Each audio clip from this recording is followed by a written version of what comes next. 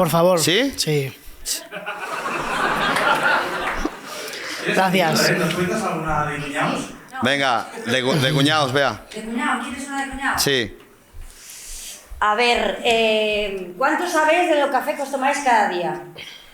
¿Que cuánto sabemos de qué? ¿Qué sabes del café que te tomas tú cada día? Pues ya te he dicho que no tengo ni puta idea. Pues eso. Entonces, primero tienes que saber si es café natural o con torrefacto. Después tienes que saber si es café con defectos o sin defectos. Eso es Hostia, mucho. nena. Ponte actilamida tiene el café. O sea, cuanto más tostado, cuando tú dices quiero café que sea muy negro, significa que tiene un nivel de actilamida muy alto. Que esos niveles altos es cancerígeno. Entonces el café tiene que estar tostado medio, no muy oscuro. Por eso es así como marroncito, ¿no? Exacto, a mí me pasa mucho que me entra un tic a veces cuando algún cliente dice que este café no es negro, ya se me gusta quemar las cosas, no es como la tostada. Si la tostada está muy negra, pues sabe a quemado. Entonces la gracia del café es que para notar esos matices no esté muy tostado, que sea un tostado medio. ¿Y podrías llegar a saber qué café te estás tomando en base a la marca del café que tengan en el bar? El café, claro, es que al final lo importante es el origen, de dónde viene, ¿no? Entonces, Ya, pero si yo voy a un bar que siempre hay un café de una marca, más o menos... no, como mucho que dirán que es arábica robusta, que eso sería como decir de vino blanco o vino tinto, pero nada más. Ya. Luego de todo ahí tienes que saber si es de qué país, de qué región, igual que en el vino, de qué bodega, de qué proceso Ya. han hecho, ¿no? Pues lo mismo. Hay que saber más, hay que preguntar más de dónde viene el café que os estáis tomando cada día. Muy bien. Venga. Muchas gracias, Bea. No sabremos si sabrán respondernos los bares, pero... Una cosa. Si alguno de los Illuminati quiere pasarse al café en grano, pasarse al grano, utilizar JEN40, un cupón de descuento de 40 euros para todos los de la comunidad. Ah, bueno. Vale, pero lo ponemos luego colgado, si no, yo a mí no me ha dado tiempo de apuntarlo, ¿eh? G40. ¿G40? Fácil. Es mi edad. ¿Sí? ¿No? Sí. Dale ahí. Hola, José. Hola, ¿qué tal? Bueno, soy Jonathan, soy otro tatuador. Detrás todos soy. Soy CEO de Mottink. Y bueno, ¿Qué es Mottink? Mottink es la marca que he generado de estudio de tatuajes. Vale. Tenemos un estudio, estamos ahora abriendo otro en el pueblo de al lado, literal, a 3 kilómetros. ¿El pueblo de al lado cuál es? Molins de Rey. ¿Y el dónde lo tienes? Valleja. Muy bien. Bien, la pregunta es que le estoy viendo las orejas al lobo. Veo que el problema del primer Mottink fue que no podía abarcar más clientes. Entonces decidimos abrir al lado y abarcar todo ese radio de clientes. Ya estoy viendo que seguramente, si todo va bien, todo ese radio lo abarcaremos y entonces nos quedaremos en bragas otra vez, que no podremos seguir evolucionando. Claro, somos dos, somos yo y mi mujer. Cuando tengamos las dos agendas llenas, ¿cómo seguimos evolucionando? No acabo de entender. Si sois dos, ¿para qué tenéis dos locales? Porque yo solo casi que podría abarcar la faena del primer sitio. Ahora quiere decir, ahora en Mottink que estamos al 60% cada uno de trabajo. Con lo cual yo solo podría abarcar el 100% del trabajo. ¿Y por qué no agrandas el local en vez de abrir otro? El mismo local, porque tengo el problema del radio del pueblo de donde estamos. Que el pueblo es pequeñito y Pero para ti las orejas al lobo, ¿qué es?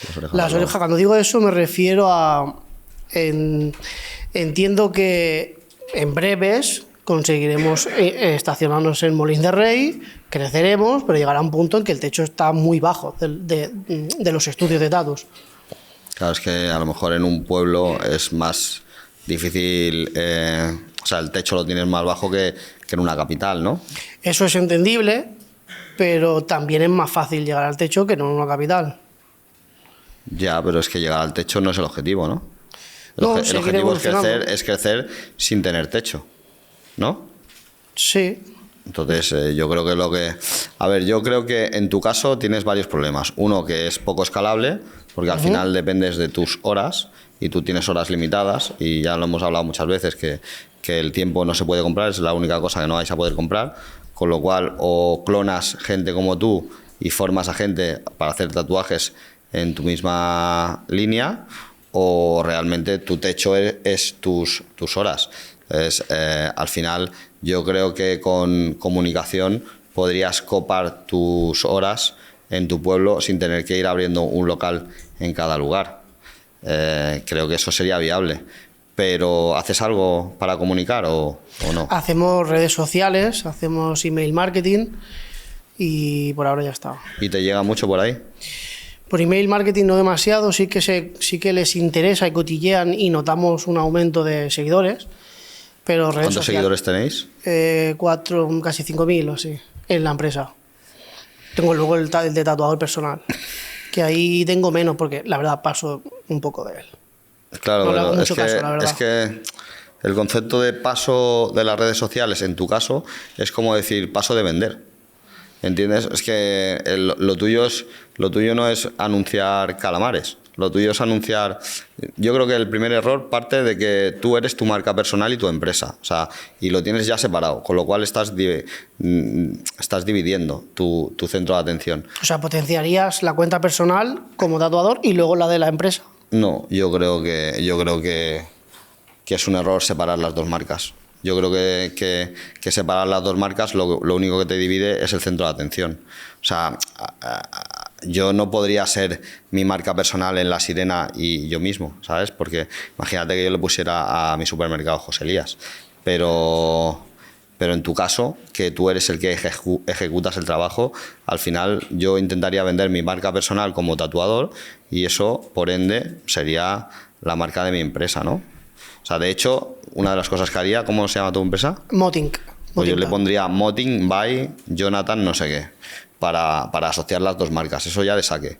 Y intentar no tener dos redes sociales, sino tener una. Otra cosa es que tengas una red social particular para poner las fotos con tus colegas borrachos una noche de sábado, que eso es otra cosa, que yo entiendo que eso no es una red social, que eso es un repositorio de fotos, ¿sabes? Que era lo que yo tenía antes del 3 de octubre. Yo tenía un repositorio de fotos donde cuando el día que me compraba el coche y me daban el coche, hacía la foto y me la guardaba ahí, pues como si el que tiene un álbum, ¿sabes? Pero eso no es una red social. Una red social es una red abierta a todo el mundo donde tú quieres comunicar. Porque si no quieres comunicar, no tengas redes sociales. Ponte una cuenta falsa y chafardeas a los demás. Comunicamos a través de la de Motink. Claro, pues yo creo que yo asociaría mi marca personal a la de mi marca de empresa y luego haría contenido, que entiendo que tú lo que haces es fotos de tatuajes, ¿no? Me estoy imaginando. No, generamos mucho reel. ¿Mucho reel? ¿En Reels. qué? Reels. ¿Cómo qué? Desde que entra el cliente hasta que sale, básicamente. Mostramos mucho las sonrisas de las chicas en este caso, porque nuestro estudio está focalizado para chicas. Y bueno, grabamos mucho la felicidad en sí que genera cuando vienes a Motink. No es solamente te llevas un tatuaje, sino te llevas una gran experiencia, te sientes como muy protagonista. Yo lo combinaría con el negocio este de pintar y beber vino, porque si tú las pones a pintar, beber vino y hacerle un tatuaje, creo que lo petas, tío, ¿sabes? Yo creo que eso se hace viral seguro, ¿sabes?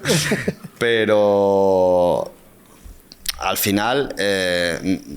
tu pregunta, más allá de verle las orejas al lobo y tal y abrir otro claro, la cosa está en si debe haber un tercero, si nos Hombre, quedamos... si sois dos, claro, es complicado que haya un tercero. Bueno, metiendo a alguien, pero tenemos el miedo extremo de meter a alguien en la empresa. ¿Por qué?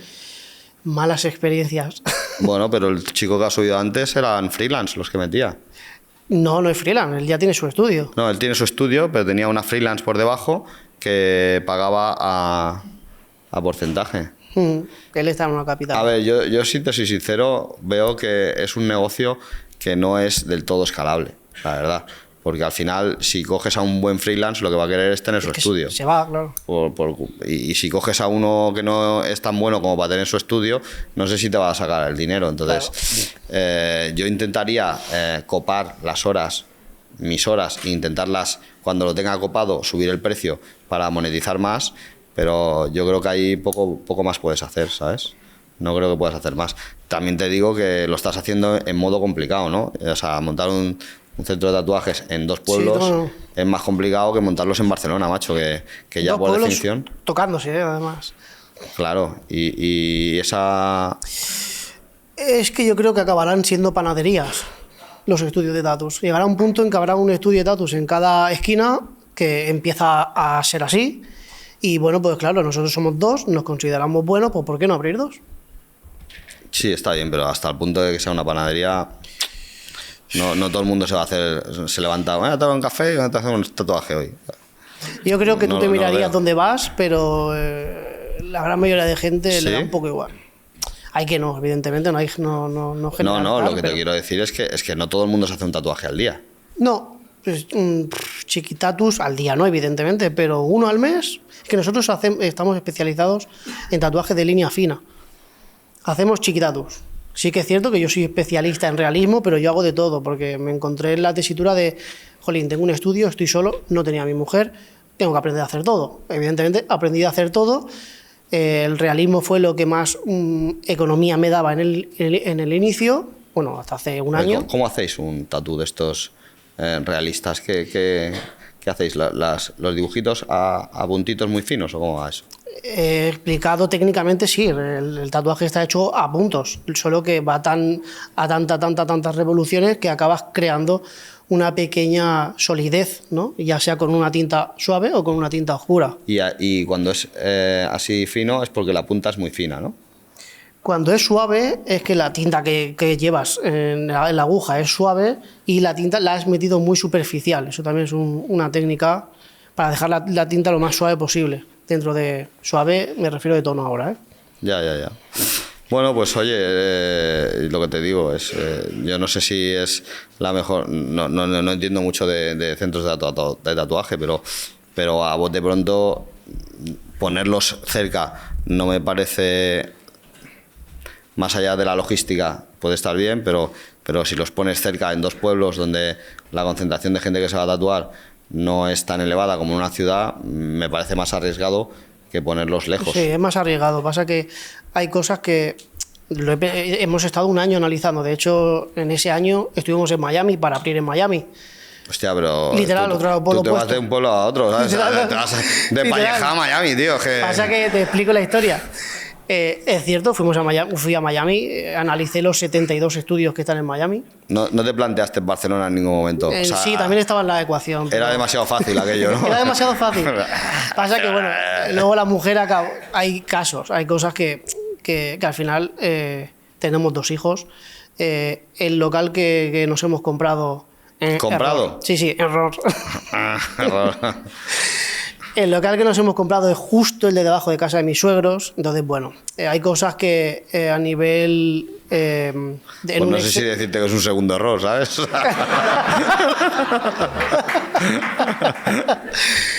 Bueno, Doble error, ¿sabes? Doble o nada. Venga, tírale.